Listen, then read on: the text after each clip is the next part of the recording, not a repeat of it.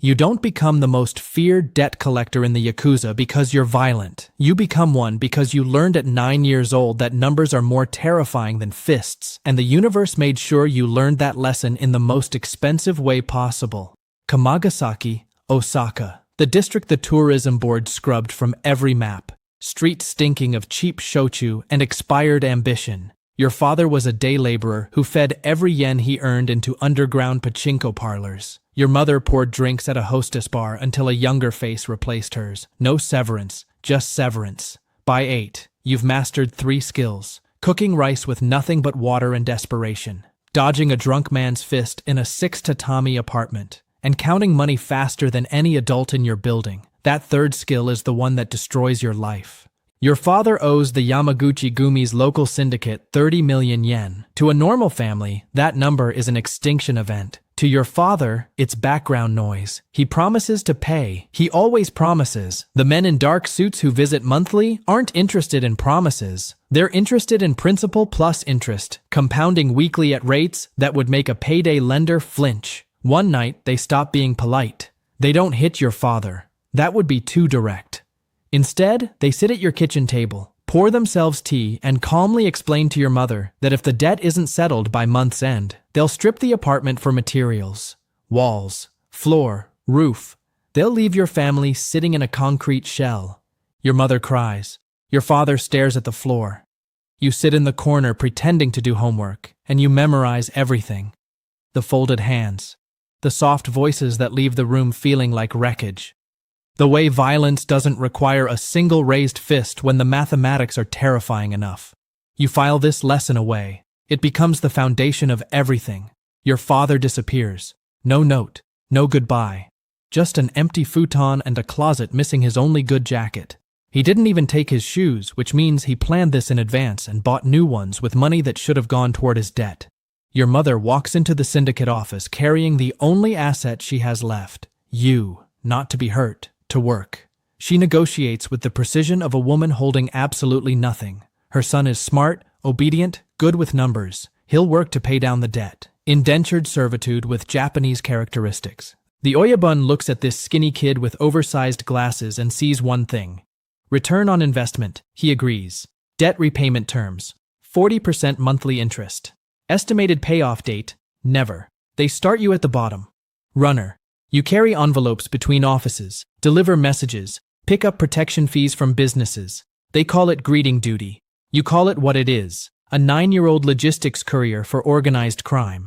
But you're smart enough to keep that observation internal. Your supervisor is a mid-level enforcer named Tanaka, missing the tip of his left pinky. Standard receipt for a past failure. He gives you 3 rules on day 1. Never steal from the family. Never disrespect a superior. And never, under any circumstances, show fear to a debtor. Fear is a virus, he says. If they see it in your eyes, it migrates to their spine. And suddenly, a person who owes you money thinks they have options. Your job is to make sure they never feel that way. By 12, Tanaka takes you on collection rounds. Your first solo case is a small business owner in Shinsekai. Borrowed 2 million yen for a takoyaki stand. Failed because his recipe was terrible and his location was worse. 3 months behind. You sit across from a man twice your age and 3 times your size.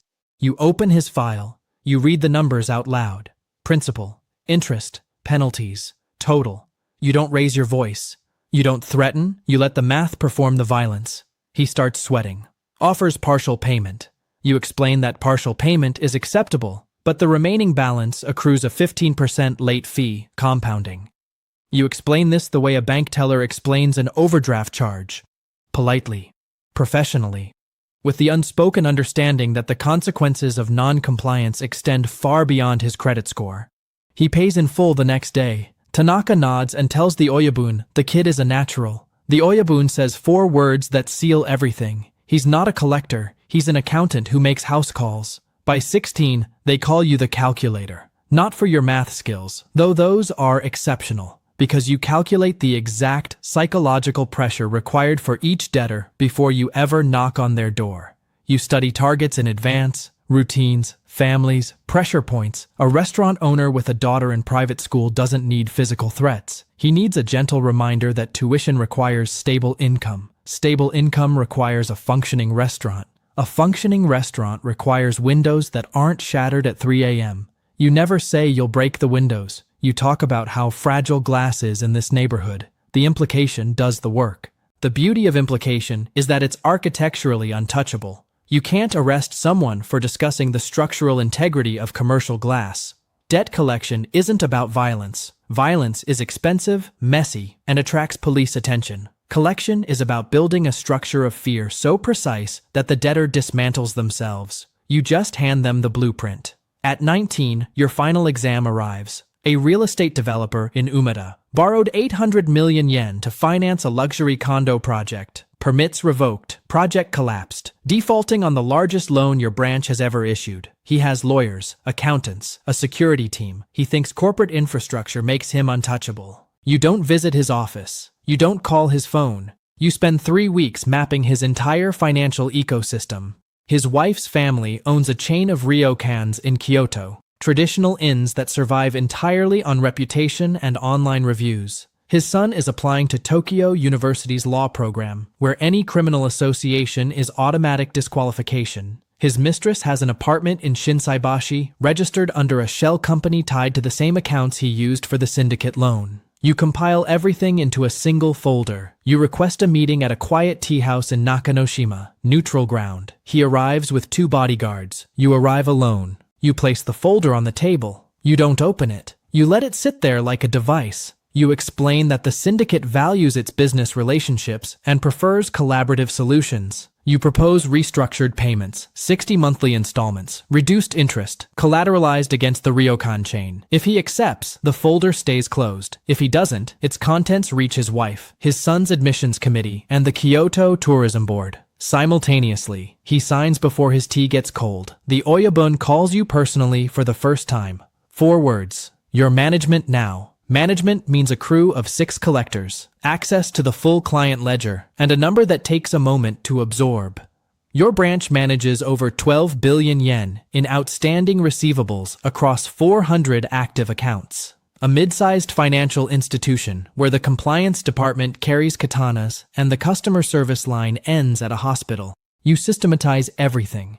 Risk profiles for each debtor, categories, repayment probability, asset exposure, psychological vulnerability, a 4-tier collection model. Tier 1, polite reminders. Tier 2, financial pressure. Tier 3, social pressure. Tier 4, physical intimidation. Ranked last because it's the least efficient method with the highest operational risk. Your collection rate hits 94% in year 1. The previous manager achieved 61. Other branches send managers to study your methods. You're 23, and you've built a management consulting framework for organized crime. But the faces start visiting at night. The takoyaki vendor whose wife left after you garnished his income. The school teacher who borrowed money for her mother's surgery and now works 3 jobs. The college student who dropped out after you explained the consequences of default. These aren't criminals. They're desperate humans who needed money in a world where banks refuse to lend to people who actually need it. The Yakuza fills the gap. You make sure the gap stays profitable. You tell yourself you're performing a function, like a surgeon who can't think about the person attached to the organ.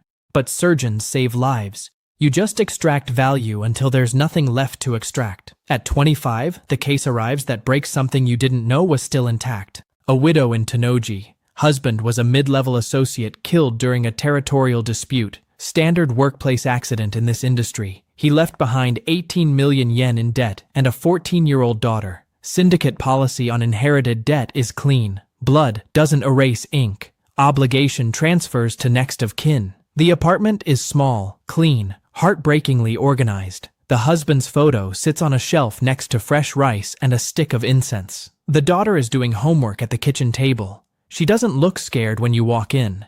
She looks resigned. Her mother already explained what happens when the men in suits visit. You sit down, you open the file. You start reading the numbers, then you stop, because her textbook is open to a math page with equations more advanced than anything you studied at her age, and she's solving them correctly. You see yourself, 15 years ago, a kid with talent sitting in a room while adults negotiate the price of a future she didn't choose. You close the file, you restructure the payment at 0 interest with a 10-year term, A decision so far outside your authority it constitutes organizational treason. The Oyabun finds out within a week. He calls you in, doesn't yell, never yells, just asks one question. Are you losing your edge? You reframe mercy as long-term recovery strategy on a low-value account. Compassion dressed as optimization. He nods, but something shifts behind his eyes. A flag has been planted. You've just learned the most critical lesson in this organization. You can be feared, respected, admired. But the moment they suspect your loyalty to the numbers has been compromised by something as inconvenient as a conscience, your performance review takes a very different direction.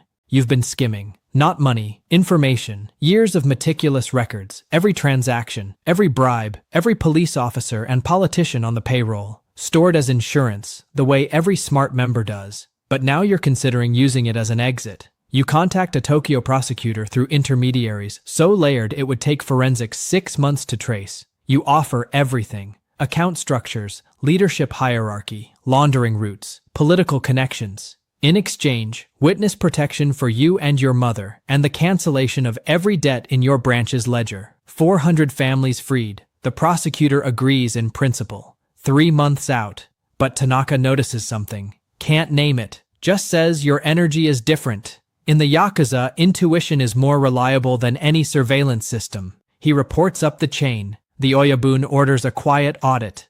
The call comes at 2 a.m. Tanaka's voice is flat, which is worse than angry. The Oyabun knows. Not everything, but enough. Run. Tonight. The head start expires in hours. You ask why he's helping you. Silence. Then, because I recruited a smart kid and I'm not watching them turn him into a cautionary tale. My pinky was enough of a lesson for one lifetime. You grab the hard drive. One bag. You leave your apartment in Dotonbori for the last time. Neon reflecting off the canal. Osaka looks beautiful in a way you never let yourself notice because beauty is a distraction, and distractions get you killed. At the station, 3 men step onto the platform from different entrances, dressed like commuters, which means the syndicate sent professionals, the kind who make it look like an accident, a fall onto the tracks, a heart attack, an unfortunate stumble. You spot them because you trained yourself to see what others miss. 90 seconds before they close the distance. You walk calmly toward the south exit, drop the hard drive into a coin locker, pocket the key. If they catch you, the evidence survives. You push through the exit into Shinsekai, the neon jungle where you grew up. These streets are your operating system. Every alley, every shortcut, every gap between buildings that only a body your size can fit through. You vanish into the grid. They lose you within 4 blocks. Capsule Hotel in Namba. You lie in a plastic coffin and stare at a ceiling 6 inches from your face.